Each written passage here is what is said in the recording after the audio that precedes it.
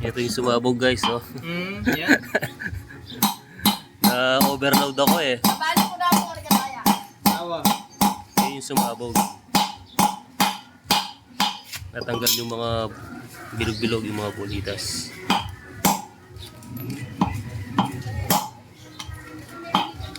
Kasyay pala eh. Sakto yan. Sakto eh, sakto. Yun o, choke kening kaya ganini. Kening shop ng Boss Ogoy. Never yung pakita yung lupa niya, marina yan. May overloading, na-overload yung ano ko, yung kolong-kolong. Nasira yung bearing. Yan, nilalagyan niya ng grasa para maganda yung dulas. Saka para hindi mag-init siguro, no? Para Boss Ogoy. tumagal ng isang buwan. Isang buwan lang. Kasi local lang yun. Akala ko Osaka, Otaka pala. Saka pina-adjust natin dito. Ayan, maluwang na siya. Dati, gabuo ko lang eh. Sumasayad na. Yun oh. Smooth na smooth. Kaya pala kapon, bigla na lang may nag-ingay dito. Akala ko, ma-aksidente na ako. Ano lang pala, yung bearing niya. Nag-ingay. Dahil nabasag-basag na siguro yung mga bulitas. Pakita natin. Quadrado na yung bulitas niya. Kita oh, sira na eh. Ito oh. Salamat sa nagbigay ng gulong sa akin. Pang-Aerox yan, ang mahal niyan. Bagong-bago po oh. Siguro nasa 3,000 yan no, Boss Ogoy. Oo, mayroon.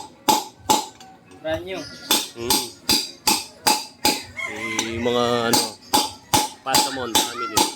Nagbigay sa akin, thank you guys. Bagong linis, sabay umulan.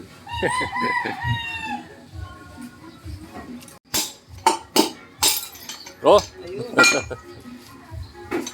Sabog. Hindi sumama yung housing.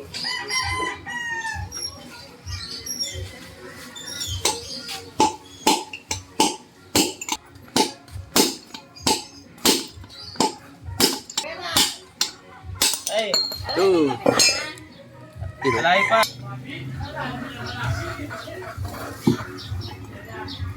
Lagyan natin ng ano, spacer. Para Spacer. pampatibay ng bearing.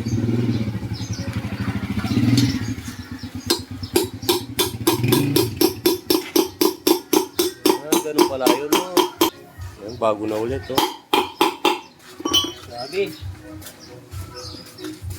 Grabe. Bilis, ganun kabilis. Sanay na sanay si Boss Ogoy dito. Siya rin gumawa nito, yung kolong-kolong. Matibay yan, wala pang nasira dyan. S40 yata yun eh. Sporty. Tapos ito, solid yung yung flat bar niya dito. O, ayan, oh. Pang ilalim, sulit. Solid. Matibay na matibay. Quality yung mga gawa dito ni Boss Ogoy.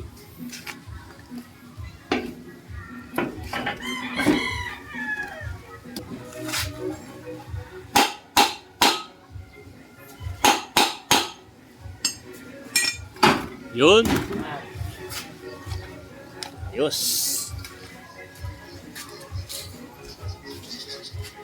Yun, nawala na yung ano, ayan.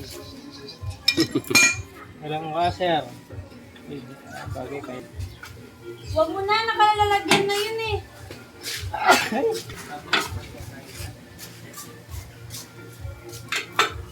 Pako na lang. Tapos na. Para hindi lumabas yung ano, nut. Ito yung bakal na pinapako.